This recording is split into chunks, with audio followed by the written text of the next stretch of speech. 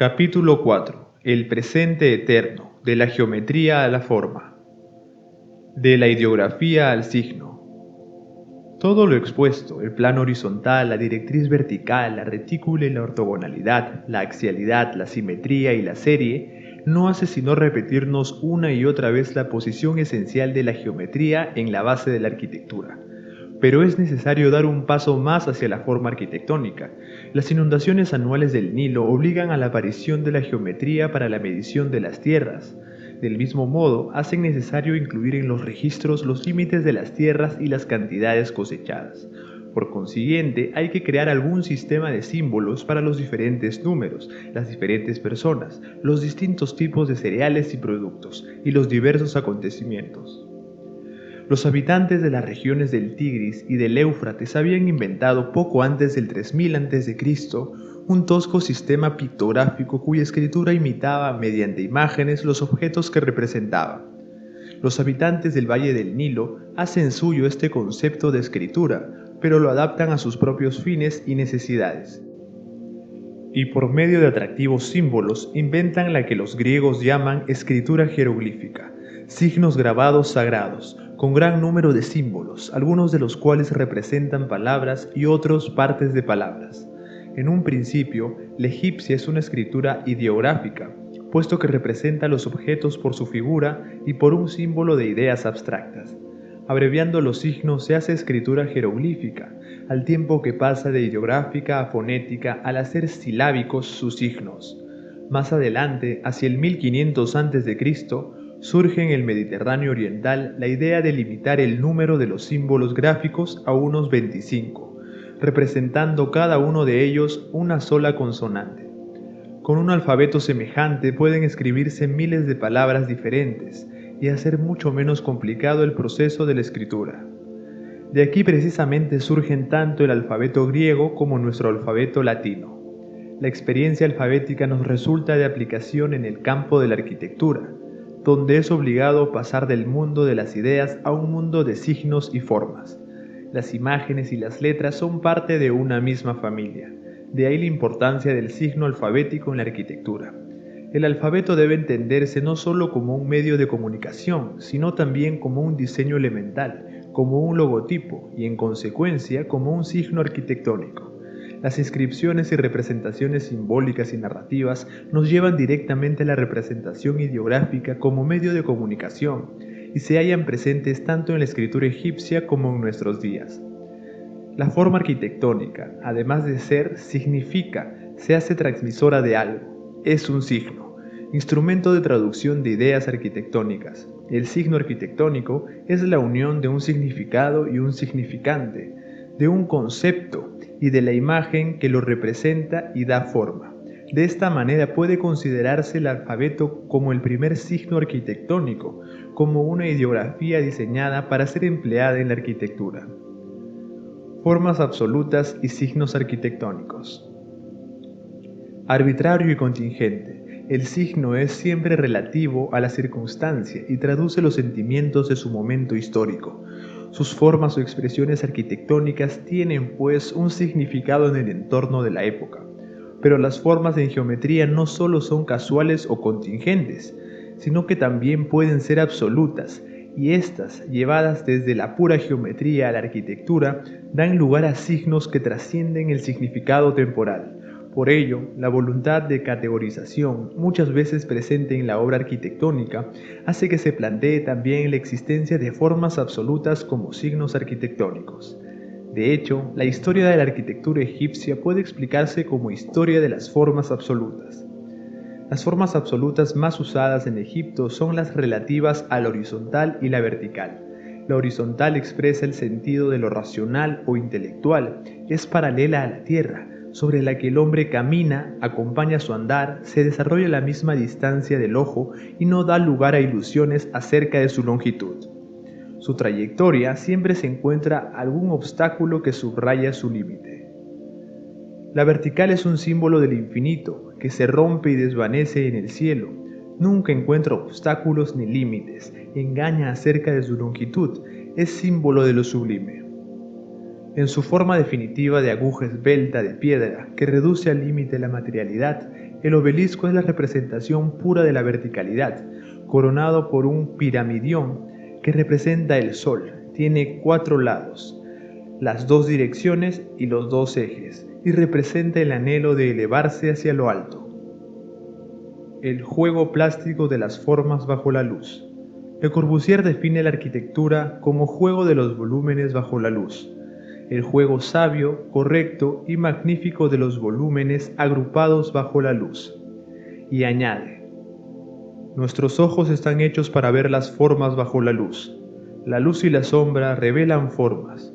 Cubos, conos, esferas, cilindros o pirámides son las grandes formas primarias que la luz revela con ventaja. La imagen de estas es distinta y tangible para nosotros y sin ambigüedad. Esta es la razón por la que estas son las formas bellas, las formas más bellas. Esta es la verdadera esencia de las artes plásticas. En ninguna parte se revela mejor esta esencia que en Egipto, donde el problema geométrico y la articulación de planos y directrices es origen de las formas plásticas, los elementos y los espacios. Pero hay una clara diferencia entre espacio físico y espacio arquitectónico. El primero entiende la arquitectura como pura plástica, como un arte expresable en 3 dimensiones. El segundo exige una 4ª dimensión temporal, y así incluso en Egipto, donde deliberadamente hemos renunciado a la componente temporal en favor de un presente eterno, la idea de recorrido introduce un factor secuencial que altera la estructura atemporal, plástica o tridimensional, haciendo intervenir el tiempo como 4ª dimensión arquitectónica. Junto a ellas, la luz, factor esencial en la definición de Le Corbusier, viene a introducir un factor nuevo, eminentemente plástico todavía, cualificador de la obra arquitectónica. Pero más que una 5ª dimensión, la luz es el factor que nos lleva a establecer el problema de la dimensión simbólica en la obra arquitectónica, reveladora de la forma y cualificador de ella. En este sentido, el laboratorio egipcio se nos muestra útil para entender la componente de la luz, en un lugar geográfico cuya posición bajo el sol del trópico revela la relación lumínica de modo constante a lo largo de todos los días del año. Las reflexiones acerca del orto, del ocaso, del cenit, etc., adquieren un nuevo sentido, revelando la dimensión simbólica del hecho y de la forma arquitectónica entendida plásticamente, diferenciando el espacio físico y el espacio arquitectónico. El obelisco y la pirámide. A su vez, pirámides, obeliscos y pilonos ofrecen el descubrimiento de la superficie plana y sus posibilidades de expresión como una contribución fundamental al desarrollo de la arquitectura, basado en este mismo concepto plástico. Las posibilidades expresivas inherentes a las superficies planas logran su expresión paradigmática en la pirámide del Imperio Antiguo, donde el ideal arquitectónico plástico alcanza su más pura representación. También la individualidad material encuentra su expresión más completa en la forma cristalina y centralizadora de la pirámide, cuya elevación sigue siendo la representación absoluta de Egipto. Al mirar cualquiera de las caras de una pirámide, se percibe solamente la superficie unitaria del triángulo isósceles, cuyo contorno no permite pensar en términos de profundidad. Frente a esta delimitación de la apariencia material, falta por completo la formación del espacio interior que se limita a una pequeña cámara sepulcral. Si el orden eterno es esencial para demostrar la continuidad de la vida tras la muerte, las tumbas y templos funerarios, las moradas de la eternidad, son las obras arquitectónicas más importantes de Egipto. En ellas, la experiencia megalítica de masa y peso se abstrae y se exalta en un sistema simbólico, en el que lo horizontal y vertical forman parte de un espacio ortogonal absoluto y abstracto. El origen de la arquitectura piramidal se encuentra en las mastabas o pirámides truncadas de Abidos, construcciones troncopiramidales de planta regular con capilla a nivel de tierra y sepulcro subterráneo.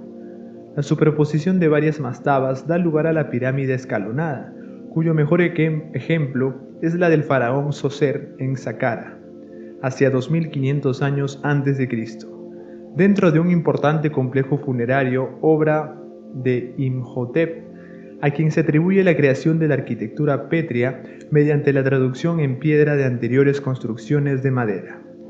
la idea de alcanzar el cielo, de llegar a lo más alto como punto de encuentro con lo sobrenatural, aparece ya definitivamente lograda en las pirámides de Giza, hacia el 2200 a.C., en las que se hallan algunas de las mayores y mejores muestras de toda la arquitectura de la humanidad. Con Keops, Kefren y Miserinos, la tumba encuentra su expresión más monumental y aparecen las más colosales y perfectas pirámides, entre las que destaca la de Keops, la mayor masa de piedra que ha erigido el hombre con una base de 230 por 230 metros y una elevación de casi 150. Verdadero monte de piedra, el ángulo de inclinación de la pirámide determina la estructura de sujeción y los muros de contención, pero en la arquitectura egipcia, las reflexiones de orden astronómico y simbólico no son menos importantes que las consideraciones estáticas.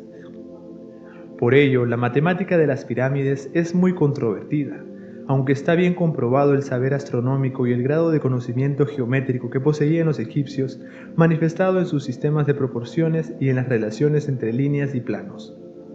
Entendida la pirámide del Imperio Antiguo como forma arquitectónica perfecta, son razones sociales y no arquitectónicas las que hacen que el Imperio Nuevo se abandone su construcción y se prefieran los templos funerarios enterrados o incrustados en las laderas montañosas a modo de templos subterráneos o hipogeos, como los del Valle de los Reyes y del Valle de las Reinas en Tebas, así como los grandiosos espeos de Ramsés II en Abu Simbel en el límite meridional de Egipto. El templo egipcio. En sus formas, la arquitectura egipcia desarrolla como ideas básicas las de oasis cerrado, orden ortogonal, masa megalítica y recorrido.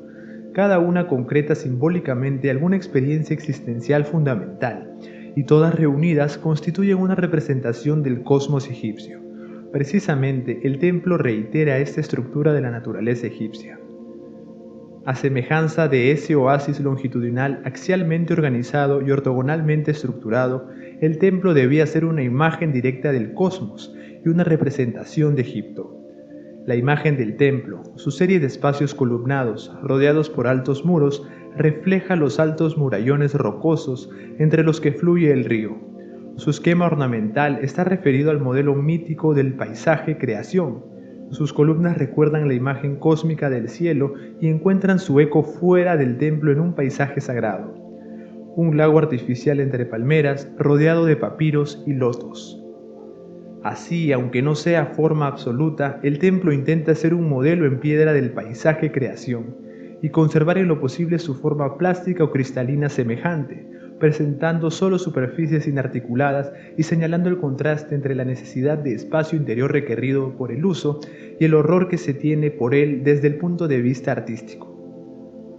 Por ello, este espacio se descompone en una sucesión de cámaras oscuras tan estrechas que no permiten la impresión de espacialidad, o por medio de patios abiertos en los que falta el significado interno y donde la pared perimetral se antepone en formas aisladas para romper la impresión de superficie parietal que se encuentra detrás.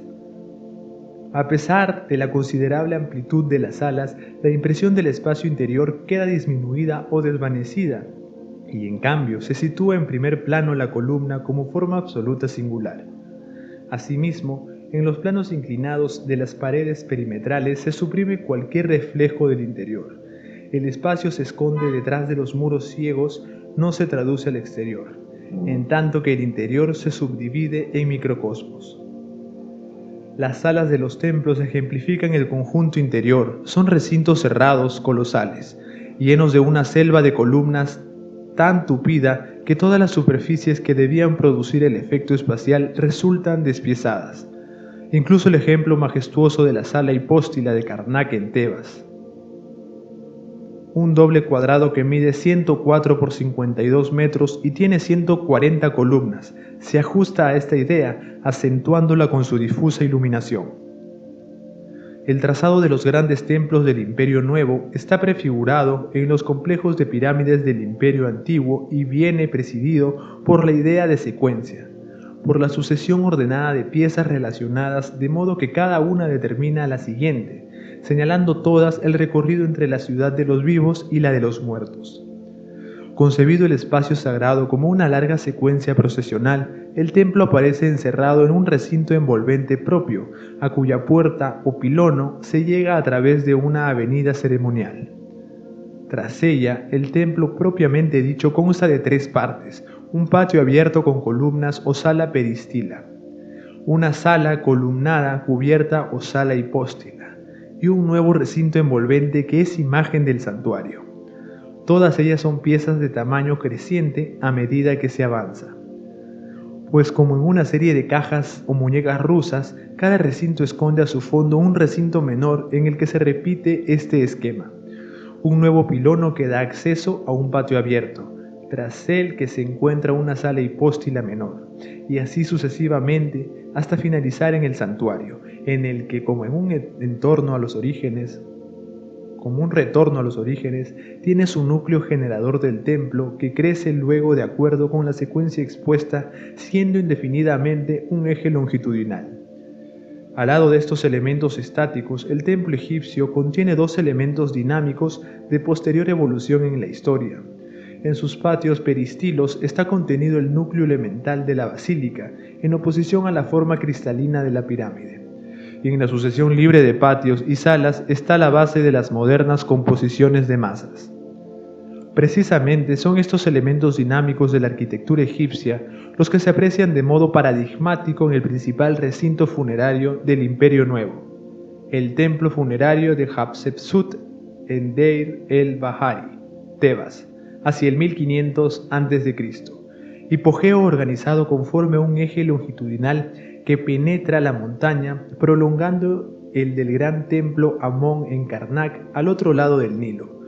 Pero pese a la modernidad de su concepto espacial, al refinamiento de su proceso de articulación y detalle, y al carácter casi antropomórfico de sus formas, su arquitecto, Senenmut o Senmut, incorpora todavía los peristilos de sus terrazas al mundo cósmico, y no al mundo estrictamente arquitectónico.